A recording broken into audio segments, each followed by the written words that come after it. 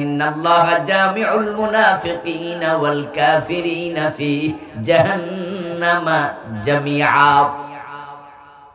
আল্লাহ বলেন আমি কাফেরকেও জাহান্নামে রাখবো, মুনাফিককেও রাখবো।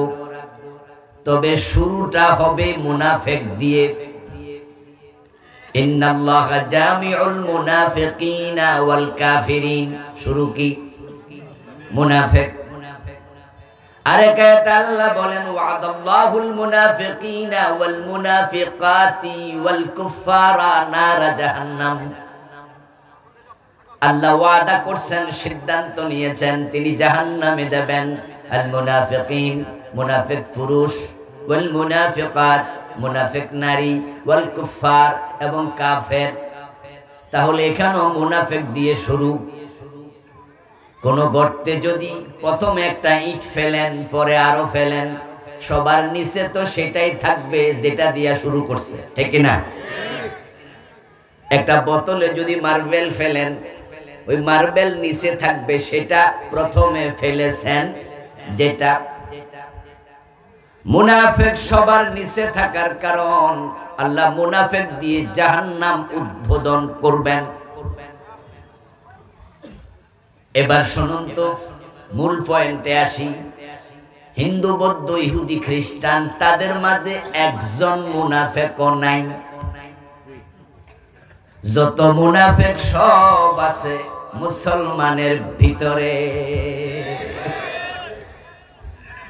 মুখে কালেমা পড়ে আর চান্স পাইলে কালামাওয়ালাদেরকে ফাঁসিতে ঝুলাইয়া দেয়। এই যে হাসানুল হক ইনু, রাশেদ খান মেনন, শাহরিয়ার কবির, নাম শুনছেন নি? যারে মুরগি কবির কইলে বেশি চিনে পাবি। অবাক হবেন আপনি, হাসানুল হক ইনু হজ করেছে, রাশেদ খান মেনন সরকারি টাকায় 2-3 বছর আগে হজ করছে। তাদের নাম কেন বললাম? কিছু নাম আছে যেগুলো গীবত হয় না। যেমন ফেরাউনের আলোচনা কোরআনে আছে, আমরা মাহফিলে ফেরাউনের কথা বলি, তাই বলে গীবত হবে? আবু লাহাবের আলোচনা কোরআনে আছে না নাই? ওর ব্যাপারে বললে গীবত হয় না, কারণ তারা এতটাই দুশমনী ইসলামের সাথে করছে, তাদের নামের মাঝে, আলোচনার মাঝে অন্যদের জন্য শিক্ষণীয় আছে। এই রাশেদ খান মেনন, হাসানুল হক ইনু, এই দেশে যারা লেফটিস্ট ঘোষণা দিয়ে বাম, ডান এবং বাম, যারা ডানপন্থী, তারা সবাই ইসলামকে ফলো করে। যদিও জীবনে কিছু বিচ্যুতি আছে, বলে আমি ডান, হয়তো সে কিছু মিথ্যা কথা বলে ফেলছে। ডানপন্থী মানুষ হতে পারে 2-1 জায়গায় একটু ঝামেলা করতেছে, মাঝে মাঝে চোখের খেয়ানত করে, মাঝে মাঝে ওজনে কম দেয়, মাঝে মাঝে মানুষ ঠকায়, কিন্তু মানুষটা ডানপন্থী, ইসলামকে ফলো করে। আর যারা বাম, তারা ডিরেক্টলি ইসলামের বিপরীতে চলে। তাদের গুরুকে তারা ঘোষণা দিয়ে বলে, Lenin, Karl Marx, Mao Tsetung, John Ricardo, Jerry সেভ, জেরহাম, জর্জ ওয়াশিংটন, মহাত্মা গান্ধী, এক একজনকে গুরু বানাইয়া, ঠাকুর বানাইয়া তার পন্থায় চলে। George Washington, Lenin, Karl Marx, যতগুলা নাম আমি কিছুক্ষণ আগে বললাম, সবগুলো অমুসলিম। বামদের গুরু হলো তারা। এই রাশেদ খান মেনন, হাসানুল হক ইনু, তারা এই দেশে সমাজতন্ত্রের প্রবক্তা। বিদেশ থেকে সাপ্লাই করতে চায়, এখানে আনতে চায়। অর্থনীতিতে ইসলামকে তারা নির্বাসনে পাঠাতে চায়। যারা ইসলামী অর্থনীতির বিপরীতে সমাজতান্ত্রিক মতবাদ অর্থনীতি প্রতিষ্ঠার সংগ্রাম করছে অবিরত, কিন্তু লোকগুলো আবার হজ করে বুঝায় আমি ইসলামেও আছি। যারা আইডিওলজিক্যালি অন ইসলামে থাকে, শুধু দেখানোর জন্য কিছু ইসলাম মানে, তাদের নাম নিলে কোনো অসুবিধা নাই, কারণ তারা জাতিকেই বিভ্রান্ত করতে চায়। হাজার হাজার যুবককে তারা কমিউনিজমের প্রতি ঝুঁকায় ফেলছে, সমাজতন্ত্রের প্রতি ঝুঁকাইছে। সমাজতন্ত্রের অর্থনৈতিক মতবাদ, যে মতবাদের উপরে ডিপেন্ড করে রাষ্ট্র পর্যন্ত গোড়াপত্তন হয়, অতীতে হয়েছে, যদিও সেটা টিকে থাকেনি অথবা ম্রিয়মান হয়ে টিকে আছে। কিছু মানুষ আছে যারা আল্লাহর দ্বীনের সাথে এতটা সংঘর্ষ রাখে, যেমন এই ইনু, এই মেনন, এই শাহরিয়ার কবির, ওরা 24 ঘন্টা যদি সজাগ থাকে কোনোদিন, আর তাকে 24 ঘন্টা বক্তৃতা দেওয়ার সুযোগ দিত, 24টা ঘন্টাই ইসলামের বিরুদ্ধেই বলতো। ইসলামকে কোন প্রাণীর আকৃতি দিয়ে যদি আনা হয়, আর এই লোকগুলোর হাতে ইসলামকে প্রাণীর আকৃতি দিয়ে দেয়া হয়, তারা সেটাকে জবাই করে দিত। এতটা ইসলামের চরম দুশ্মন। কাফেররাও ইসলামের দুশ্মন, মুনাফিকরাও দুশ্মন। তবে মুনাফিকদের দুশ্মনী হলো ঘরের ভিতরে থেকে, কাফেরদের দুশ্মনী হয় ঘরের বাহির থেকে। এবার আপনারা বলুন তো, বাহিরের দুশ্মন আর ঘরের দুশ্মন জঘন্য কোনটা? যদি আপনার সাথে আপনার পাশের বাড়ির লোকদের দুশ্মনী থাকে, আপনি তাদের থেকে নিজেকে সেভ করার জন্য ঘরে ঢুকে যান, দরজা লাগিয়ে দেন, জানালা লাগিয়ে দেন। এবার আপনার বিল্ডিং ঘরে আপনি নাক ডেকে ঘুমান, দরজা লাগানো, জানালা লাগানো, ওয়াল ঘরের ভিতরে ঘুমিয়েছেন। ওই শত্রু আছে বাহিরে, টেনশন নাই, ঘর তো বিল্ডিং। কিন্তু যদি আপনার নিজের বউটা দুশ্মন হয়, তাহলে নিরাপত্তার কই? বাহিরের দুশ্মন দুশ্মনী করলে সেফটির জন্য ঘরে ঢুকা যায়, কিন্তু ঘরের বউ যদি এমন দুশ্মনী করে, ঘরের খাটের মাঝে নিরাপত্তা নাই। যারা মুনাফিক তারা সূরতে মুসলিম, মাঝে মাঝে নামাজও পড়ে, মাঝে মাঝে হজও করে, কালেমাও পড়ে, কিন্তু ইসলামকে তারা দারুণ ভাবে অপছন্দ করে, ইসলাম ওয়ালাদেরকে অপছন্দ করে। এই জন্য আল্লাহ তাআলা সূরা আল মুনাফিকুন, সূরা কাফিরুনের তুলনায় 7 গুণ লম্বা বানাইছে। হিন্দু, বৌদ্ধ, ইহুদি, খ্রিস্টান কেউ মুনাফিক নাই, যত মুনাফিক মুসলমানদের ভিতরে আছে।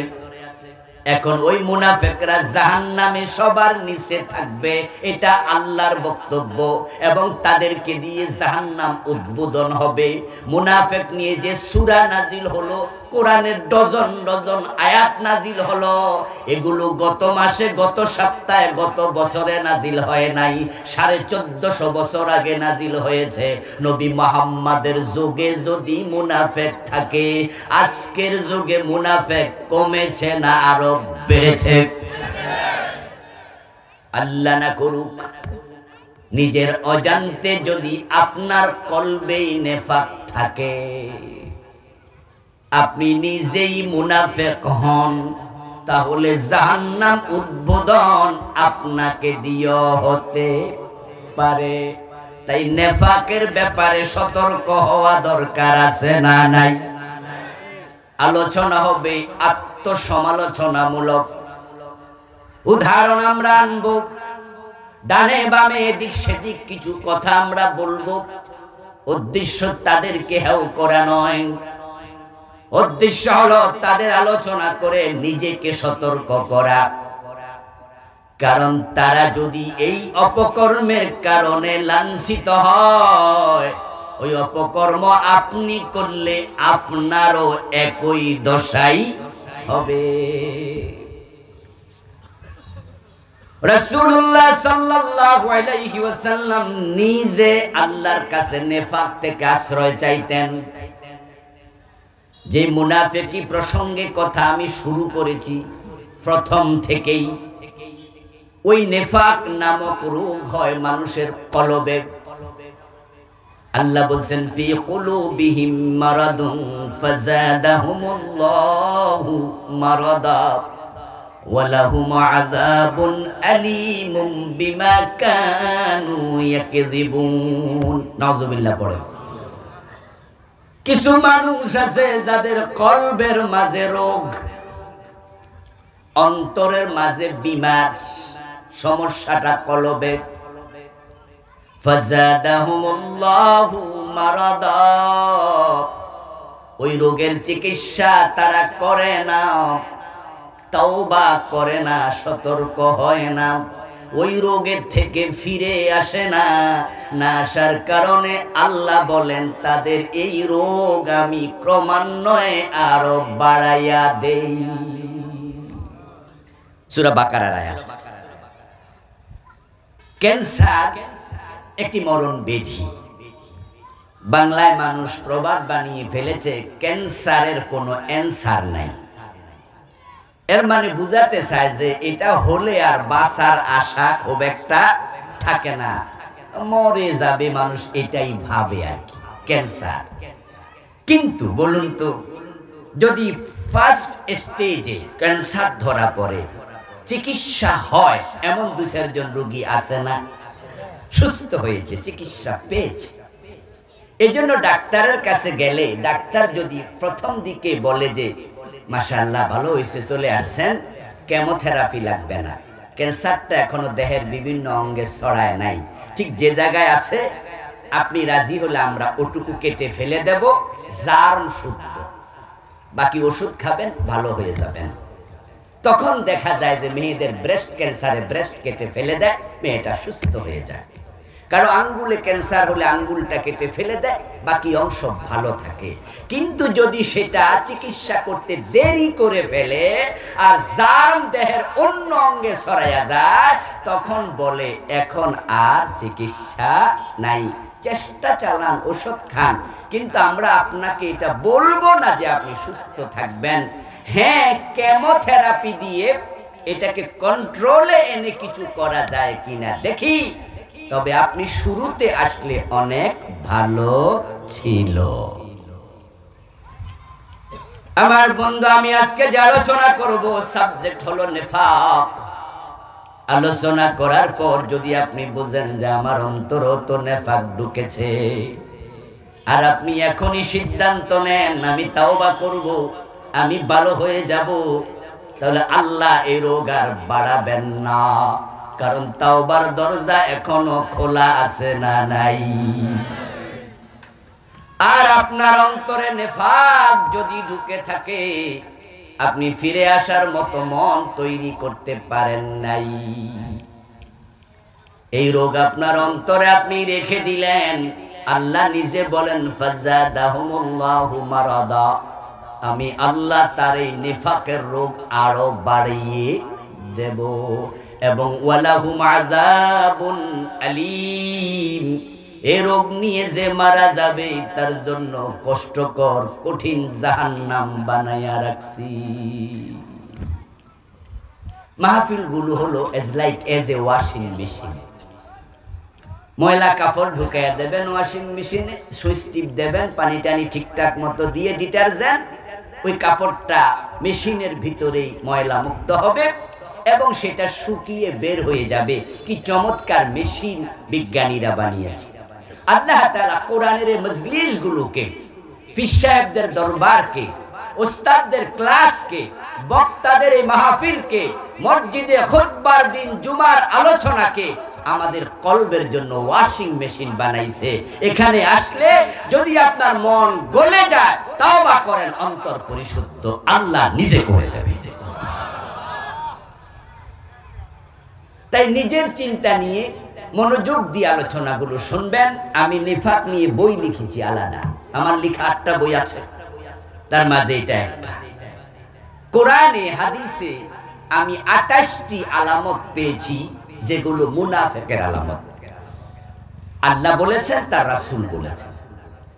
এই আলামতগুলো যদি আপনার ভিতরে থাকে একটাও, আর আপনি আজকে সিদ্ধান্ত নেন যে না, আমি এটাকে আমার কলবে আর রাখবো না, ডাক্তার যেমন ক্যান্সারের জীবাণু সহ অঙ্গটা কেটে ফেলে দেয়, বাকি দেহটা নিরাপদ হয়ে যায়, আপনি আপনার কলব থেকে ওই নেফাকটা আজকে সরাইয়া দেবেন, আল্লাহ আপনার ঈমানকে নিরাপদ করবে। আর যদি না হয় এমনটি, তাহলে আপনি ঝুঁকিতেই থাকবেন।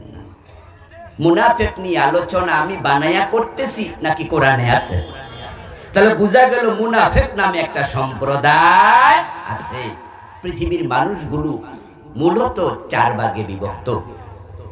আজকের পৃথিবীতে মানুষের সংখ্যা প্রায় 800 কোটি। এই 4 ভাগের মাঝে 3 ভাগ নিরেট জাহান্নামী, 1 ভাগ মানুষ শুধু জান্নাতি। প্রথম ভাগ কাফের এবং মুশরিক, তারা একই। যারা কাফের তারাই মুশরিক, যারা মুশরিক তারাই কাফের। কাফের মানে আল্লাহকে অস্বীকারী নয়, কাফের মানে আল্লাহর একত্ববাদ অস্বীকারী। আর যে বহুত্ববাদে বিশ্বাস করে তাকেই মুশরিক বলে। তাই যিনি কাফের হয় তিনি মুশরিক হন। আল্লাহকে যে অস্বীকার করে সে কে? তাকে আরবিতে বলে মুলহিদ, ইংরেজিতে আমরা বলি অ্যাথেইস্ট। যারা আল্লাহর অস্তিত্বটাই স্বীকার করে না, যাদেরকে বাংলায় আমরা নাস্তিক বলি, যেমন তসলিমা নাসরিন, নাম শুনেছেন? ও কিন্তু কাফের মুশরিক না। কারণ যারা মুশরিক তারা আল্লাহকে মানে, আল্লাহর অস্তিত্ব স্বীকার করার পরে আল্লাহর সাথে অন্যকে শামিল। যারা মুশরিক হয়, কাফির হয়, তারা জান্নাত জাহান্নাম পর্যন্ত মানে। যেমন আমাদের দেশের হিন্দু ভদ্রলোক, তারা স্বর্গ এবং নরকে বিশ্বাস। এই জন্য মরা বাবার ছবির মাঝে সুন্দর করে নাম লিখে স্বর্গীয় সত্যেন্দ্র নারায়ণ দাস। দেখেন না? স্বর্গীয় মানে কি? সে অলরেডি স্বর্গে চলে গেছে। আর তাসলিমা নাসরিন বলে স্বর্গ বলতে কিছুই নাই। নাউজুবিল্লাহ বলবেন না? নরক বলতে কিছু নাই, বলে মানুষ মরে যাবে, এখানে সব শেষ। আখিরাত বলতে কিছু নেই। নাস্তিকেরা আল্লাহকে মানে না, তারা আখিরাতটাও বিশ্বাস করে না। ওরা হলো মুলহিদ। যারা কাফির, যারা মুশরিক তারা জাহান্নামী, যারা নাস্তিক তারা জাহান্নামী, যারা মুনাফিক তারা জাহান্নামী। এই 3 দল সবগুলো খালিদিনা ফিহা, চিরকাল জাহান্নামে থাকবে। রইল আর এক দল, তারাই শুধু জান্নাতি, তারা হলো আল্লাহর মুমিন বান্দা। মান ক্বালা লা ইলাহা ইল্লাল্লাহ সুম্মা মাতা আলাইহি দাখালাল জান্নাহ। যারা কালেমা নিয়ে মরবে, মরতে দেরি, জান্নাতে যেতে দেরি হবে না। এখন এই কালেমাওয়ালাদের মাঝে কিছু লোক আছে, কালেমা পড়ার পরেও অন্তরের রোগে রোগান্বিত, তারা হয়ে যায় মুনাফিক। এই নেফাক থেকে রাসূল আল্লাহর কাছে কেন ফানা চাইতেন? কারণ অন্তর মানুষের অধীনে থাকে না, অন্তর থাকে সরাসরি আল্লাহর নিয়ন্ত্রণে। তাই কার অন্তরে কখন নেফাক ঢুকে যায় বলা যায় না। বাংলা একটি প্রবাদ আছে, আকাশের রং মানুষের মন, ক্ষণে ক্ষণে হয় পরিবর্তন।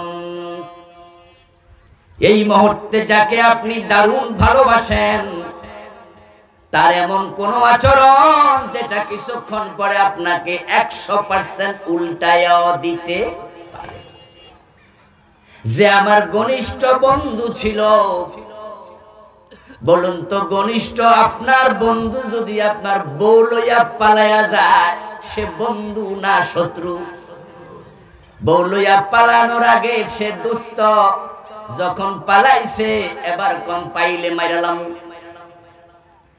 ও দোস্ত, মানুষের মন চেঞ্জ হয় কারণে কারণে কারণে কারণে, যেই কোনো মুহূর্তে চেঞ্জ হতে পারে। যাকে বিশ্বাস করতেন চরম, যদি বিশ্বাসঘাতকতা করে তাকে 1 মিনিট পরে আর বিশ্বাসের লেশ মাত্র করবেন না। অন্তর চেঞ্জ হয়ে যায় মুহূর্তে। আল্লাহর হাতে এটার নিয়ন্ত্রণ। তাই নবী মুহাম্মদ বলতেন, আল্লাহ আমার অন্তরকে সব সময় নিফাক থেকে তুমি পবিত্র রাখিও। এটা একটি রোগের নাম, হঠাৎ করে ঢুকে যায়। কখন কার অন্তরে ঢুকে বুঝাই কঠিন। রাসূলুল্লাহর একজন সাহাবী ছিলেন, নাম হুযায়ফা, যাকে বলা হতো সাহিবু সিররিন নবী, রাসূলুল্লাহর গুপ্ত ধনের ভান্ডার। মদিনায় যত মুনাফিক ছিল, প্রিয় নবীজি সাল্লাল্লাহু আলাইহি ওয়াসাল্লাম তাদের নাম হুযায়ফার কাছে গনে গনে বলে গেছেন। আবু বকর ওমরের কাছেও বলেন নাই। একদিন হযরত ওমর হুযায়ফাকে জিজ্ঞাসা করছে, হুযায়ফা, মুনাফিকদের যে তালিকা প্রিয় নবীজি আপনার কাছে প্রকাশ করেছে, সেখানে কি আমি ওমরের নাম আছে? হযরত ওমরের মতো মানুষ পর্যন্ত টেনশন করতেন তার কলবে নেফাক ঢুকলো কিনা। একদিন হযরত হানজালা রাদিয়াল্লাহু তাআলা আনহু রাস্তা দিয়ে হেঁটে যাচ্ছেন, আবু বকর পাশে বসা, তাকিয়ে দেখেন হানজালার চোখের পানি দাঁড়ি বেয়ে বেয়ে জমিন ভিজছে, হাঁটতেছে আর কাঁদতেছে। হযরত হানজালা ওই সাহাবী, যেই সাহাবীকে গাসিলুল মালাইকা বলা হয়, যুদ্ধের মাঠে যিনি শহীদ হওয়ার পরে ফেরেশতা গোসল দিছে, অনেক বড় সাহাবী। ওই হানজালা হাঁটতেছে রাস্তায়, চোখের পানি দেখে আবু বকর ডাকলেন, ভাইজান কাঁদেন কেন?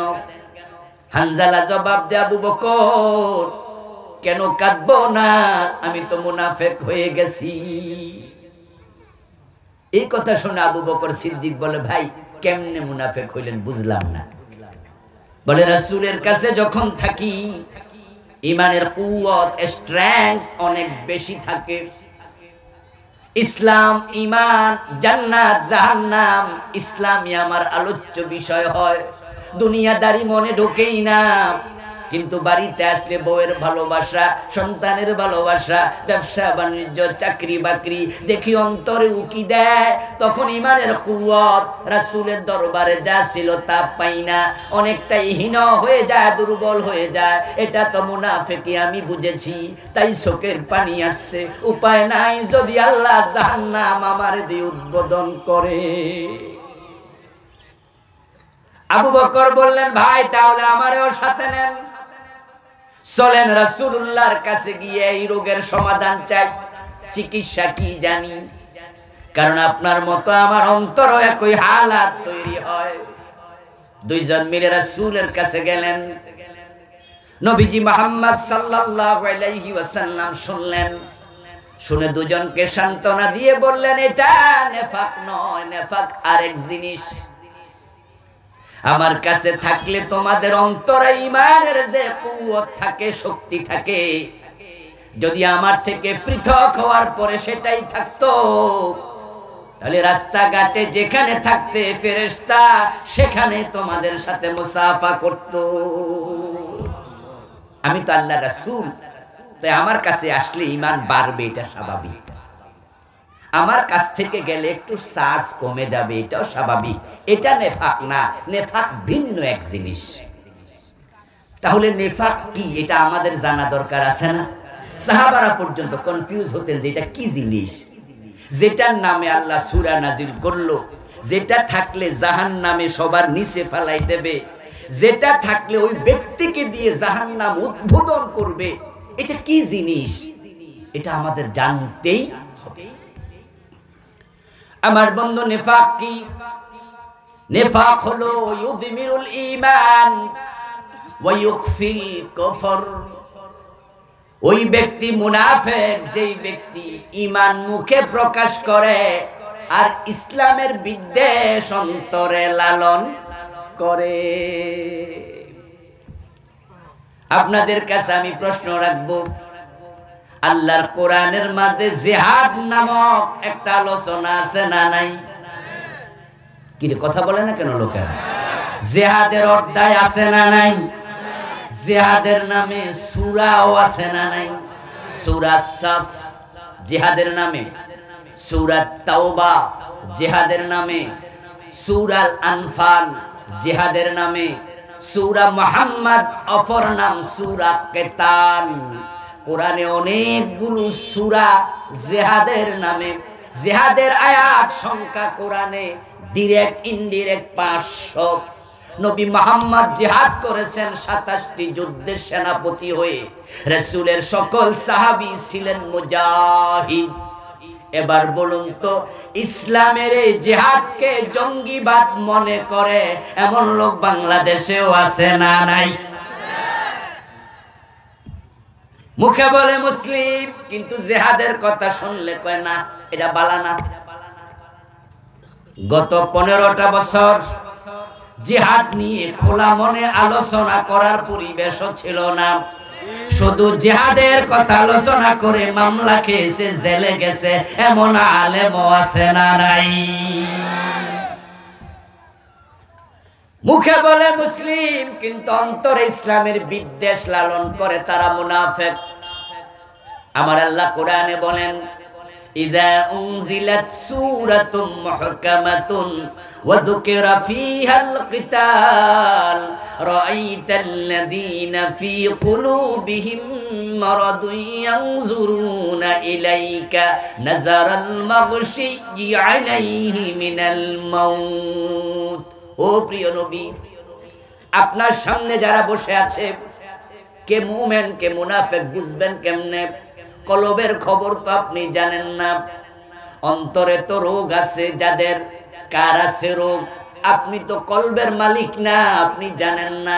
আমি আল্লাহ জানাচ্ছি, একটা রোগের উদাহরণ আলামত হলো যখন জিহাদের আয়াত নাজিল হয়। জিহাদের আয়াত শুনে যাদের চেহারা কালো হবে তারা হলো মুনাফিক। কে বলতেছে? ও দোস্ত, কারণটা কি? কারণ হলো জিহাদ নামক ইবাদত এসেছে ইসলাম প্রতিষ্ঠার জন্য। জিহাদ নামক ইবাদত এসেছে অন্যায় প্রতিরোধের জন্য। যখনই জিহাদের দীক্ষা মুসলমান নেয়, অন্যায়কারী সমাজে অন্যায় করার সাহস করে না। যখনই জিহাদের সিদ্ধান্ত মুসলমান নেয়, ওই জমিনে ইসলাম বিরোধী কর্ম তৎপরতার চলে না। কারণ জিহাদের মানে হলো অন্যায় যেখানে, প্রতিরোধ সেখানে। অন্যায়কারীরা ভাববে সমাজে জিহাদ যদি এস্টাবলিশড হয়ে যায় তাহলে আমি অন্যায় করতে পারবো না। চাঁদাবাজি করতে গেলে 10 জন মিলে প্রতিরোধ করবে। বিচার আচার করতে যায়া ঘুষ খায়া বিচার উল্টায়া দেয় এমন এলাকা আছে না নাই? যদি জিহাদ মানুষ শিখে, তাহলে যেই অঞ্চলে টাকার বিনিময়ে বিচার উল্টায়, ওই এলাকার নেতারা এই সাহস আর করবে না। তাই জিহাদের কথা শুনলে অন্যায়কারীরা এই জিহাদের ভিতরে অন্য কিছু খোঁজে। বাংলাদেশে 15টা বছর জিহাদকে জঙ্গিবাদ বানানোর রাষ্ট্রীয় প্রচেষ্টা হয়েছে। জঙ্গিবাদের শত শত নাটক সাজানো হয়েছে। আজ থেকে মাস দেড়েক আগে কম বেশি ফজরের পরে ঘর থেকে বের হয়ে একটু হাঁটতেছি। আমাকে দেখে লম্বা দাড়িওয়ালা টুপি মাথায় এক পাঞ্জাবি গায়ে দেওয়া ভদ্রলোক দৌড়ায় এসে মুসাফা করলো, করে পরিচয় দিয়ে বলল, হুজুর আমি পুলিশের এসআই। তা আমি ওনার সুরত দেখে আপ্লুত হলাম। এত সুন্দর লম্বা দাড়ি, পুলিশেও ভালো মানুষ আছে, ভালো মাশাআল্লাহ। আপনি পুলিশের কোন থানায় চাকরি করেন? বলে, না হুজুর থানায় না, আমি কাউন্টার টেরোরিজমে আছি। বাসা কোনটা? বলে ওই বাসা। বললাম আচ্ছা মাশাআল্লাহ। কাউন্টার টেরোরিজম, এটা তো একটা ভয়ের জায়গার নাম। আমরা তো আগে এটার নাম শুনলে ঠান্ডা পানি খাইতাম। কারণ কাউন্টার টেরোরিজমের লোকেরাই তো ক্রস ফায়ারের দায়িত্ব পালন করত, জঙ্গি ধরার দায়িত্ব পালন করত। আমি এই ভাইয়ের হাতটা চাইপা ধইরা রাস্তায় হাঁটতে শুরু করলাম। বললাম যে ভাইজান, যাক আপনারে পাইছি, ভালো হয়েছে। আচ্ছা আপনাদের মূল কাজটা কি একটু বলেন তো? কত বছর ধরে আছেন? হুজুর 5-6 বছর। মাশাআল্লাহ। কাজ কি? মূল কাজ ছিল আগে ভালো মানুষের জঙ্গি বানানো। আমি বললাম লা হাওলা ওয়ালা কুওয়াতা ইল্লা বিল্লাহ, ইন্না লিল্লাহি। কি কর? কজি হুজুর আমাদেরকে দিয়ে এটাই করানো হয়েছে।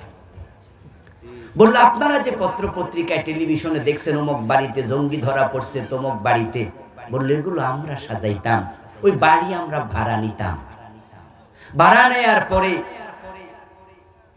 জেল থেকে নিরীহ ইয়াং কিছু পোলাপানকে হাত করা পড়াইয়া গাড়িতে তুলে ওই বাড়িতে আমরা নিতাম, নিয়ে বাড়ির ভিতরে ঢুকাইয়া বাহির দিয়ে আমরা তালা লাগিয়ে দিতাম। তালা লাগিয়ে চলে আসতাম। পরের দিন গিয়ে হ্যান্ড মাইক হাতে নিয়ে র্যাব, পুলিশ, বিজিবি, এটা সেটা একদল 4-5টা গাড়ি নিয়ে চিৎকার দিয়ে বলতাম এই বাড়িতে জঙ্গি ধরা পড়ছে। মাইকে বলতাম বের হও, বের হও যারা আছো জঙ্গি। বের হবে কেমনে? বাহিরে তো তালা আমরাই লাগাইছি।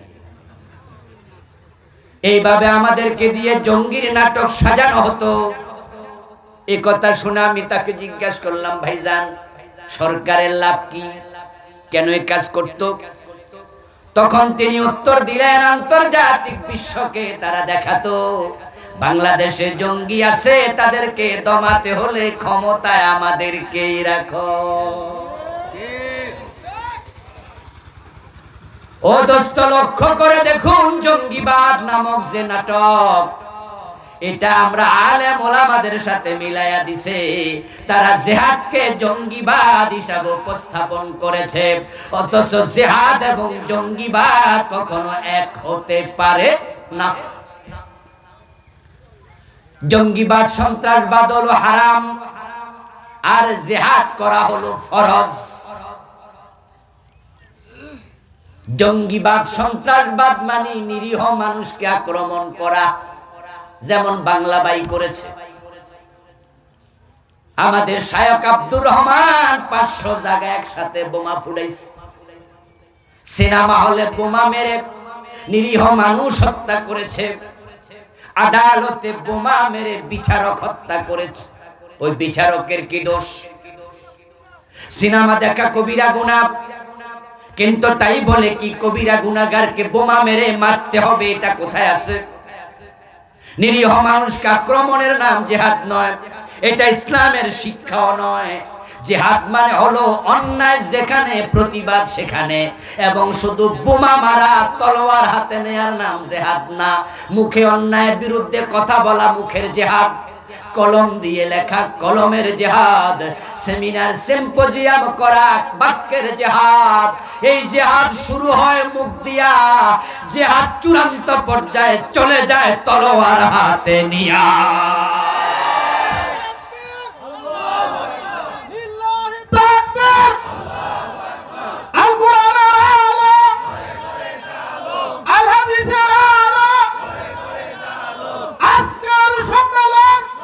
আমার প্রিয় ভাইরা, রাসূলুল্লাহ সাল্লাল্লাহু আলাইহি ওয়াসাল্লাম 27টি যুদ্ধে সেনাপতি ছিলেন।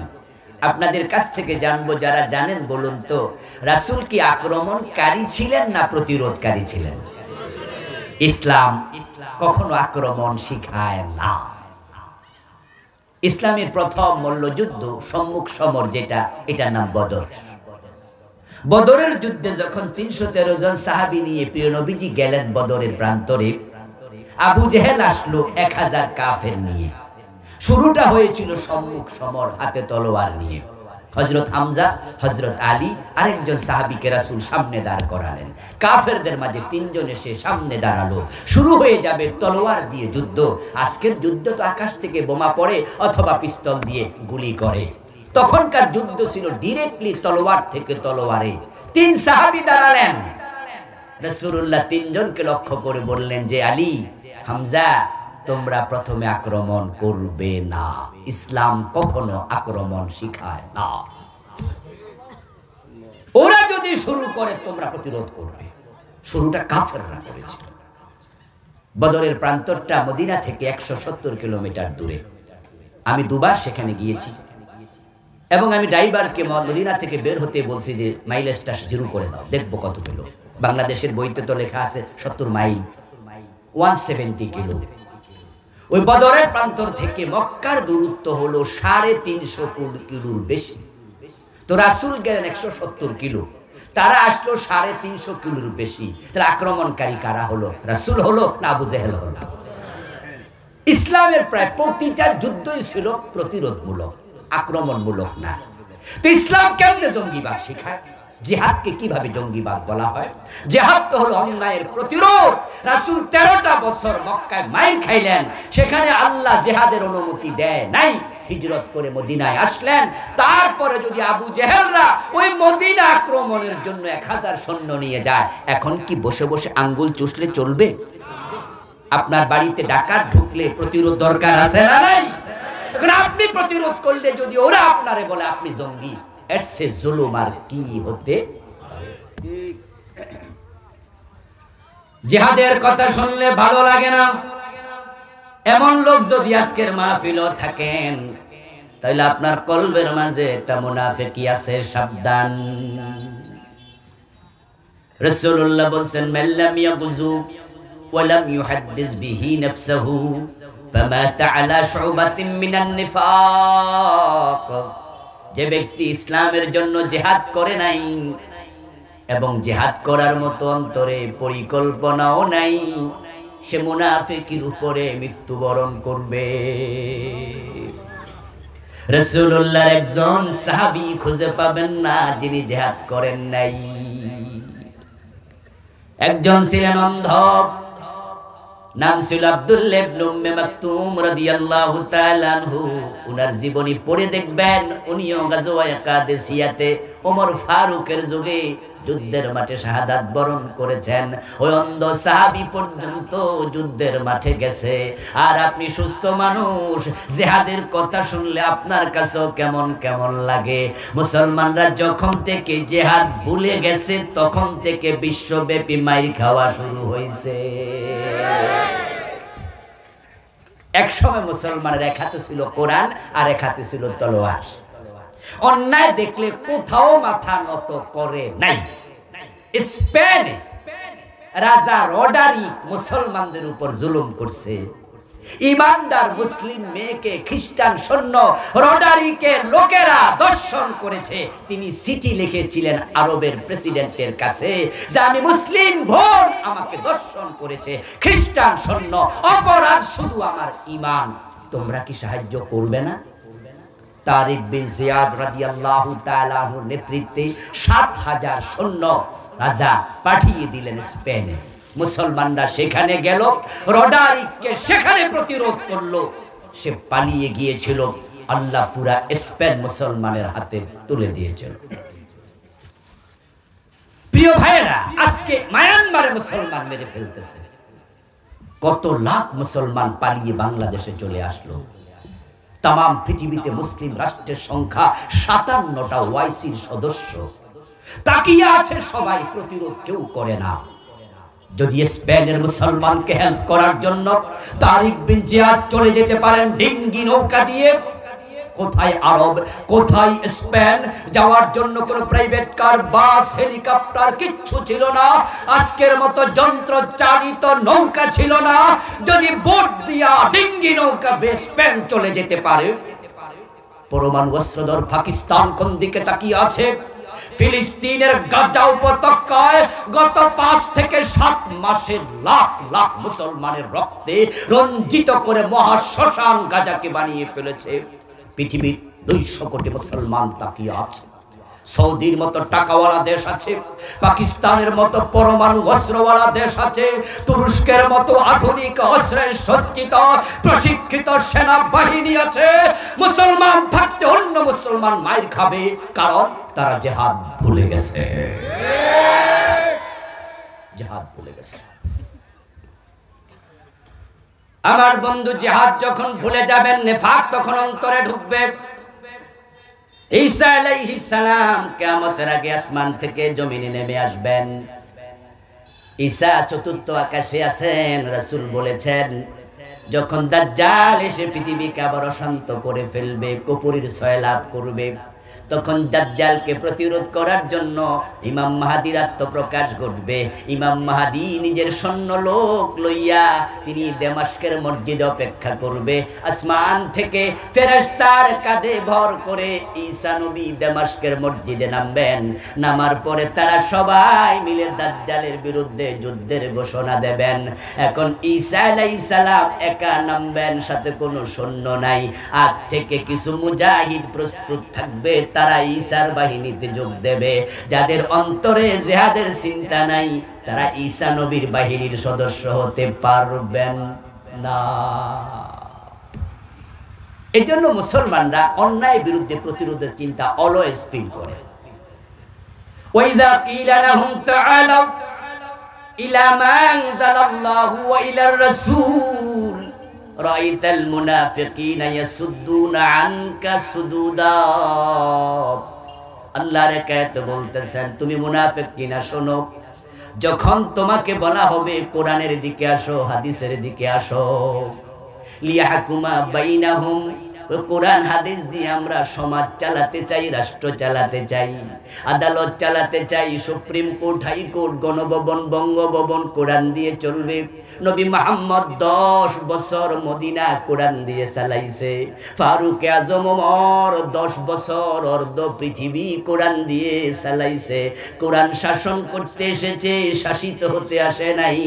ইসলাম বিজয়ী হতে এসেছে, পরাজিত হতে আসে নাই।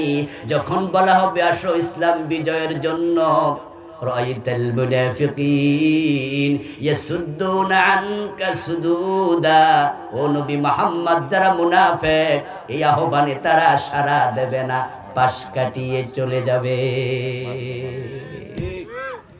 কে বলতেছে? আরে কথা কয় না কেন লোকেরা? কে বলতেছে? তাহলে মুনাফিক চিনবেন কেমনে? আপনি নিজে আত্মসমালোচনা করেন। কোরআন প্রতিষ্ঠার ডাক আসলে আপনার অন্তর থেকে সাপোর্ট আসে কি না? যদি না আসে, ইউ আর মুনাফিক, ইউ আর হিপোক্রাইট। মুনাফিক সেনার জন্য বিদেশ টিকিট কেটে যাওয়া দরকার নাই, পাসপোর্ট লাগাইয়া ভিসা লাগাইয়া আমেরিকা সৌদি আরব যাওয়া দরকার নাই। এখানেও আছে, আজকের মাহফিলে আছে। কোরআন প্রতিষ্ঠার দাওয়াত যদি আসে, আপনার অবস্থা আপনি কি তখন সাইডে যান নাকি সামনে যান? রাসূল যদি এসে মাত্র 1.25 লক্ষ সাহাবীকে সাথে নিয়া 23 বছরে জাহেলিয়াতের যুগ চেঞ্জ করে কোরআনের যুগ আনতে পারে, 53 বছরের বাংলাদেশ 16 কোটি মুসলমান, এখানে কেন কোরআন প্রতিষ্ঠিত হলো না? এজন্য আপনি দায়ী কি না? নিজেকে প্রশ্ন করুন। আমরা তো ফার্মের মুরগি নই। ফার্মের মুরগির কাজ হচ্ছে সারাদিন খাবে, পেট বড় হবে, স্বাস্থ্য মোটা হবে, কয়দিন পরে মরে যাবে।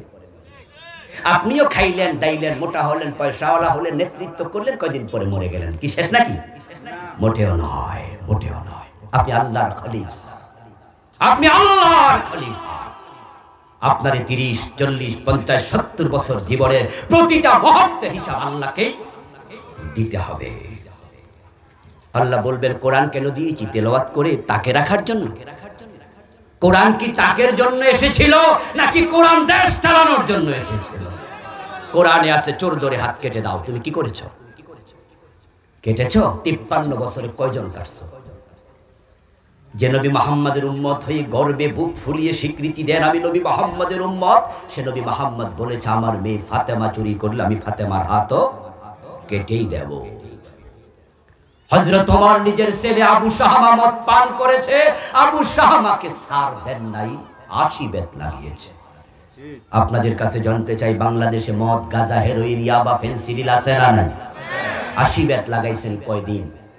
তা আপনারা 92% মুসলমান নন, দাবি করেন কিভাবে? কিভাবে দাবি করেন? রাসূল তো 1.25 লক্ষ দিয়ে ইসলামের বিজয় করে ফেললো, আমাদের 16 কোটি হল, আমরা কেন পারলাম না? আপনার আইডিওলজি আপনাকে চেঞ্জ করতেই হবে। বিষয়টা মনস্তাত্ত্বিক, বিষয়টা অন্তঃকরণের ব্যাপার। আপনার অন্তর ইসলামকে আপনি জায়গা দিয়েছেন কিনা সে প্রশ্ন। যখনই আল্লাহর দ্বীনের প্রশ্ন আসে তখন আপনার অন্তর কোন দিকে যায়? যদি আপনার অন্তরে স্ট্রেট আগায় যে ইয়েস আমিও আছি, তাহলে আপনি মুমিন। রাসূলকে আল্লাহ বলে যারা এভাবে বলবে না তাদের অন্তরে মুনাফিকি ঢুকেছে। বাংলাদেশটা আলহামদুলিল্লাহ, এটা যদিও ইন্ডিয়ার চারপাশ দিয়ে তারা আমাদের ঘিরে রেখেছে, অবস্থানগতভাবে আমরা কিছুটা নাজুক, কিন্তু একটা বিষয় আমার কাছে যেটা অনুমিত হয় সেটা হচ্ছে যে আল্লাহর স্পেশাল রহমত এ দেশের প্রতি আছে। 5ই অগাস্টের বিপ্লব তার একটা প্রমাণ, কারণ আমরা তো হতাশ হয়ে গিয়েছিলাম, ঠিক কি না? বাংলাদেশে যারা একটু চিন্তুক মানুষ আছে, একটু ভাবুক মানুষ আছে, তারা অনেকে হতাশ হয়েছে, আমিও হয়েছি। আরে আর কি জানি হয়। এবং যারা 15 বছর দেশ চালিয়েছে তারাও এতটা কনফিডেন্ট, তাদের বেড়ে গিয়েছিল কনফিডেন্ট লেভেল, যে ওরা বলেছে 15 বছর না, 2041 আরো 15, এখন তো 24 চলে। তারাও এতটা আত্মনির্ভরশীল, আত্মবিশ্বাসী হয়ে উঠেছিল। এবং তাদের তো সেকেন্ড নেতা বলছে কিসের আন্দোলন, এবছর না ও বছর, মানুষ বাঁচে কয় বছর, 2041 ভীষণ ঘোষণা করেছে, করে তারা বুঝাইছে আমাদেরকে তোমরা সরাতে পারবে না। এবং ছাত্রদের আন্দোলন যখন শুরু হয় তখন তিনি বলেছিলেন যে তাদেরকে দমন করার জন্য আমাদের অমক যথেষ্ট, বলে নাই? কিসের সংস্কার, কিসের কোটা সংস্কার, রাজাকারের নাতিপুতি সব বেটা, কিসের সংস্কার? কথার মাঝে বোঝা গেছে তাদের এমন শক্তি কেউ সরাতে পারবে না। কিন্তু আমরা দেখেছি সব কিছু একবারে বালির বাঁধের মতো, ফানুসের মতো উড়ে গিয়েছে। এমন ভাবে উড়ে গেল যে রান্না করা খাবার খেয়ে ফালানোর সময় মিলে নাই। আরে আমরা তো দূরে কোথাও গেলে একটু 2-1 দিন প্রিপারেশনও নেই নাকি, একটু লাগেজ টাগেজ গোছাই, তারপরে একটু যাই। লাগেজ গোছাবে, কাপড় চোপড় পয়রা পর্যন্ত যাইতে পারে নাই, এমন কিছু কাপড় রাইখা গেছে পোলাপান পরে মানুষের দেখাইছে, যেগুলো নামও কওয়া যায়। মানুষ জিগায় বুড়া মানুষের দিয়ে আবার কি করতে, ওই কাপড় লুকানোর টাইমও পায় নাই। এটা আল্লাহর স্পেশাল করুণা, আল্লাহর স্পেশাল রহমত। বাংলা একটা প্রবাদ আছে, যার কেউ নাই তার কে আছে। আমার বন্ধু আল্লাহ তাআলা আমাদের সাথে আছেন, আল্লাহ আমাদেরকে স্পেশাল করুণা দেবেন। এই জমিনটা চারিদিকে ইন্ডিয়া, এবং আমাদের জনসংখ্যা এত বেশি ছোট্ট ভূখণ্ডে, এই জনসংখ্যার কারণে ইন্ডিয়ারে যদি বাংলাদেশ মাগনা সাদেন, যাইসা বাংলাদেশটা নিয়ে যান, আমার মন বলে ইন্ডিয়া নিতে রাজি হবে না, কোনোদিন হবে না। এর কারণ আছে। আচ্ছা আপনারা বলুন তো, কোন পুরুষের যদি 10 জন বাচ্চা রাইখা বউ মরে, কোন মাইয়া বিয়ে বইতে চায়নি? আর কই যে হাসছে কাম, বেড়ার ফোলা মাইয়া 10টা, ওই ঘরে আমি যাম, তো আমার আর বেড়া সংসার করণ লাগবো না, এডি সামলাইতে সামলাইতে আমার দিন শেষ। এখানে মানুষ আছে 18 কোটি 16 কোটি মুসলমান। 1947-এর পরে আজ পর্যন্ত কাশ্মীর নামক ছোট্ট একটা অঞ্চল, এটাকে তারা নিয়ন্ত্রণ করতে পারেনি, যেখানে মুসলমানের সংখ্যা 1 কোটিও না। শুধু অল্প কিছু মুসলমানকে কাশ্মীরকে ইন্ডিয়া নিয়ন্ত্রণ করতে পারেনি। আপনারা ইতিহাস পড়ে দেখুন, কাশ্মীরে মুসলমান যত আছে জনসংখ্যা, তাদের পুলিশ, তাদের স্পেশাল ফোর্স তার কাছাকাছি, এত দিয়েও নিয়ন্ত্রণ করতে পারে না। আমরা 16 কোটি মুসলমান, তারা ভয়ে দেশ নিতে আসবে না।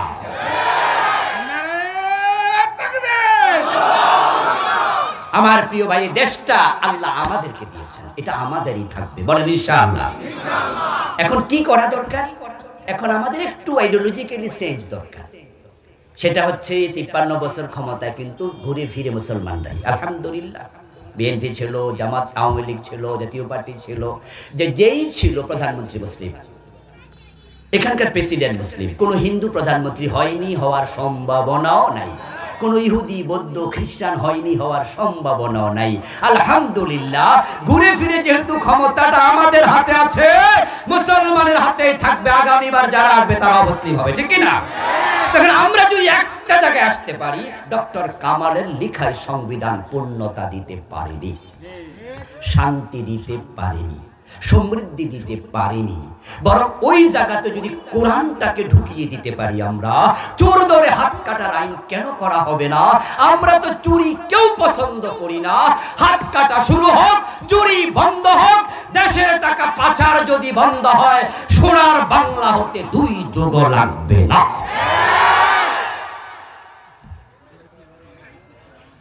কিন্তু আমরা যে চোর ধরে জেলে যাওয়ার আইন বানাইলাম, এই আইন দিয়া তো চোর ডাকাইত হয়।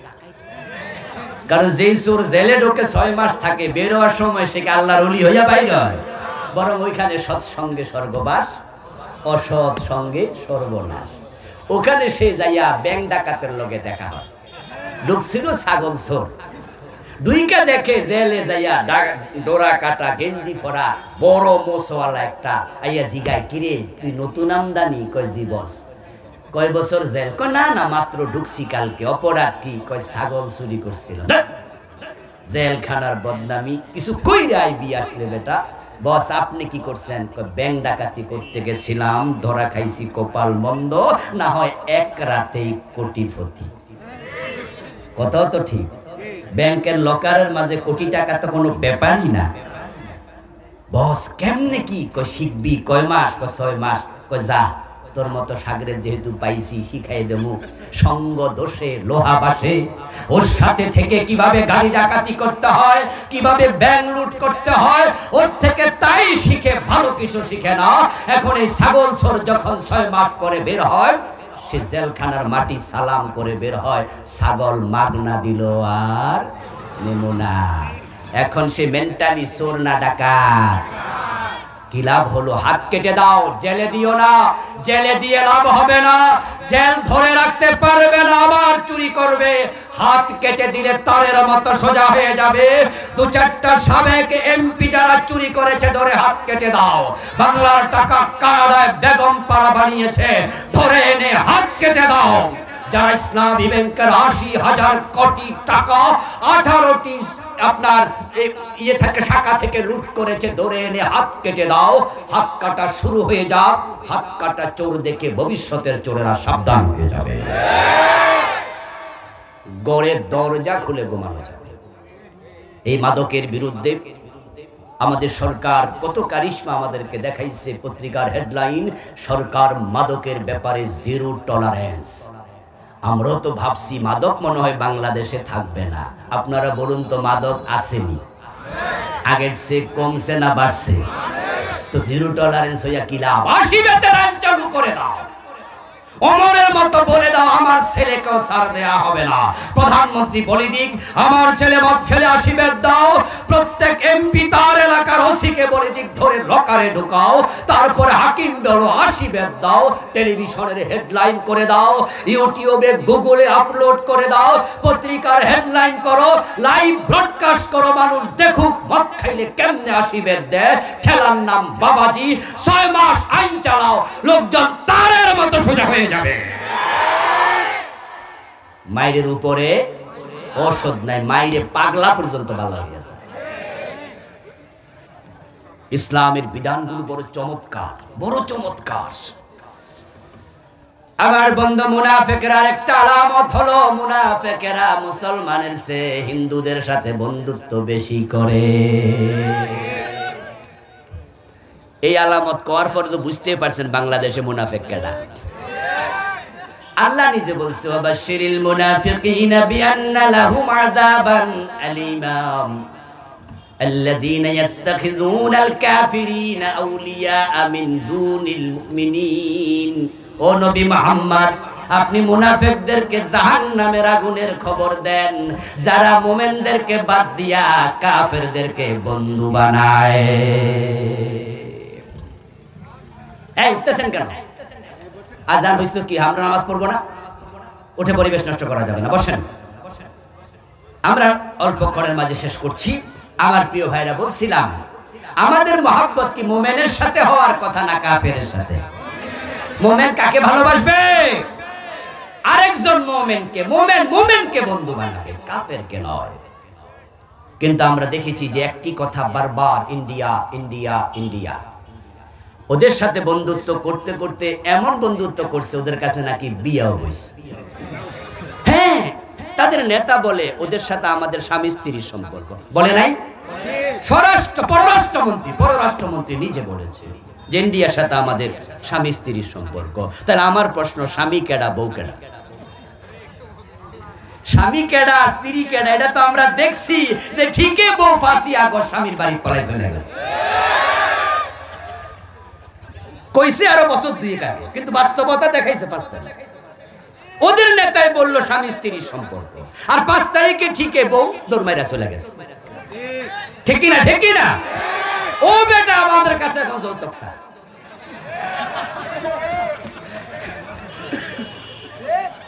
ও বেটা বাংলাদেশের ধমকায়, এটা কয় সেটা কয়, কি মানি মনে হয় যেন আমাদের কাছে যৌতুক দাবি করতেছে।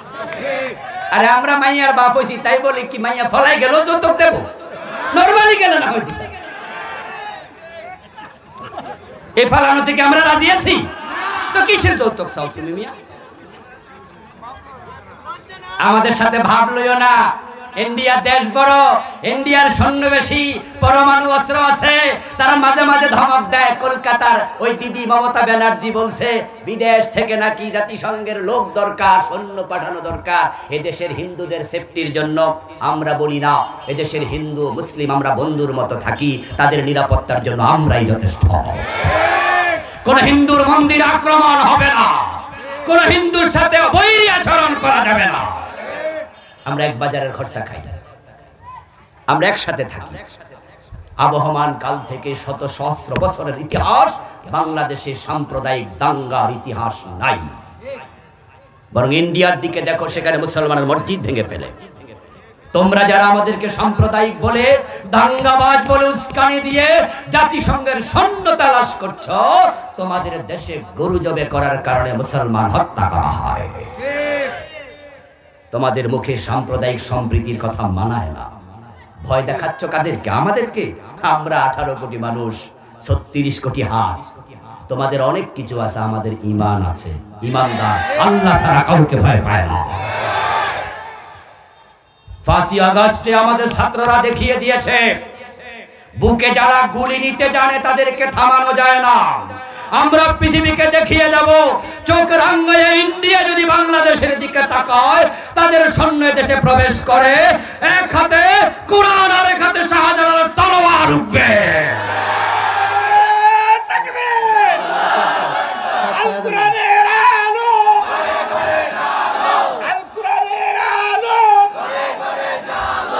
আমার প্রিয় ভাইয়েরা, বন্ধুত্ব করতে করতে করতে করতে অন্য মুসলিম রাষ্ট্রদেরকে আমাদের শত্রু বানাইছে।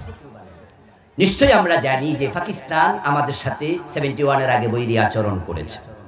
আমরা একই দেশ ছিলাম, ওটা পশ্চিম পাকিস্তান, এটা পূর্ব পাকিস্তান। তারা যদি আমাদের সাথে বন্ধুর আচরণ করতো, ভাইয়ের আচরণ করতো, তাহলে হয়তো দেশ বিভক্ত হওয়ার প্রয়োজনটাও হতো না। তারা আমাদের উপর জুলুম করেছে, সে টিক্কা খানেরা করেছে, ইয়াহিয়া খানেরা করেছে, সে জুলফিকার আলী ভুট্টোরা করেছে। তাদেরকে আমরা বলি তারা ক্রিমিনাল, তারা জালেম। কিন্তু আজকে 53 বছর পরে তারা কি বেঁচে আছে? ভুট্টো বেঁচে আছে, টিক্কা খান ইয়াহিয়া বেঁচে আছে। আমি নিজেও তো 71-এ জন্মগ্রহণ করিনি। তো আজকে 53 বছর পরে আমার অন্তরে পাকিস্তানের সাধারণ মুসলমানের বিরুদ্ধে ঘৃণার চাষ কেন করো? বরং আপনারা দেখবেন যে বাংলাদেশের যেই কোনো ক্রাইসিস মুহূর্তে পাকিস্তান আমাদের পক্ষ হয়ে কথা বলে। কিন্তু আমাদের ভিতরে এমন একটি অবস্থা তৈরি করে রাখছে যে মনে হয় যেন ইন্ডিয়াই আমাদের দোস্ত, আর কেউ না। ওদেরকে দিতে দিতে এমন দেয়া দিছে, বলে কি এমন দিছি আর কোনোদিন ভুলিতেই পারবে না। যারা মুশরিকদের সাথে এত বন্ধুত্ব করে তাদেরকে মুনাফিক বলেছেন স্বয়ং আল্লাহ। আমাদের বন্ধু হবে মুমিনেরা। তবে হ্যাঁ, আমরা মুসলিমদের সাথে আমরা সম্প্রীতি রাখবো, ভালোবাসা রাখবো, তাদের বিপদে দড়িয়ে যাব। তারা যদি প্রতিবেশী হয়, প্রতিবেশীর হক দেব। আমার পাশের ঘরে হিন্দু থাকে, ওই হিন্দুকে আমার রান্না করা তরকারি হাদিয়া দেব। তার অসুস্থতা আমি দড়িয়ে হাসপাতালে নিয়ে যাব। যদি জরুরি রক্তের প্রয়োজন হয়, আমরা মুসলমানরা প্রতিবেশী হিন্দুকে প্রয়োজনে দেহের রক্ত দেব। কিন্তু বন্ধুত্ব হবে আল্লাহ এবং মুসলমানের সাথে। আমার বন্ধু আমার লেখা বইতে মোট 28টি আলামত আমি লিখেছি। মিথ্যা বলবেন না, মিথ্যা বলা মুনাফিকের আলামত। ওয়াদা লঙ্ঘন করবেন না, মুনাফিকের আলামত। আমানতের খেয়ানত করবেন না, মুনাফিকের আলামত। ইজা খাসাবা ফাজারা, রাসূল বলছে তর্ক লাগলে গালি দেয় যে সে মুনাফিক, এটা মুনাফিকের আলামত। আর অনেকগুলো লিখেছি। আমার লেখা বইগুলো ড্রাইভার সাহেবের কাছে আছে, যাওয়ার সময় নেবেন। শিরকের উপরে, সালাতের উপরে, আখেরাতের উপরে, মেরাজের উপরে, পরিবারের উপরে বিভিন্ন বিষয় লিখেছি। আজান হচ্ছে, আমরা সংক্ষেপে দোয়া করে বিদায় নিতে চাই। আল্লাহ তাআলা যা বললাম আমল করার তৌফিক দিন, আল্লাহুম্মা আমিন। দোয়া করুন। আলহামদুলিল্লাহি রাব্বিল আলামিন, والصلاة والسلام على نبينا محمد وآله وأصحابه أجمعين. ربنا